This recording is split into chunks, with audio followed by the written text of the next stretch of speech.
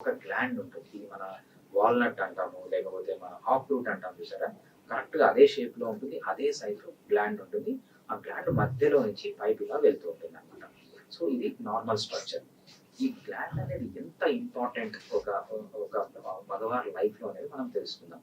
So, ఈ gland ఏం చేస్తుంది అంటే నార్మల్‌గా ఒక మగవారిలో ఏమవుతుందంటే 25 ఇయర్స్ తర్వాత టెస్టోస్టిరాన్ అనే హార్మోన్ తగ్గిపోతుంది.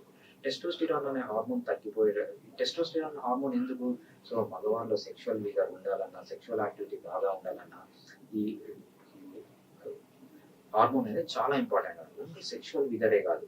సో, ఎస్పెషల్లీ ఏమవుతుందంటే ఈ టెస్టోస్టిరాన్ ఎందుకు ఇంపార్టెంట్ అంటే సో, చాలామంది కొంతమంది హై అచీవర్స్‌ని చూసుంటాం. ఫర్ ఎగ్జాంపుల్ వ్లాదిమిర్ పుటిన్ గాని, లేకపోతే సో, మంచి డామినెంట్ మగవారిని చూస్తే వాళ్ళలో ఏమవుతుందంటే వాళ్ళలో టెస్టోస్టిరాన్ అనే హార్మోన్ ఎక్కువగా ఉంటది. అది 25 ఇయర్స్ తర్వాత పడిపోతుంది.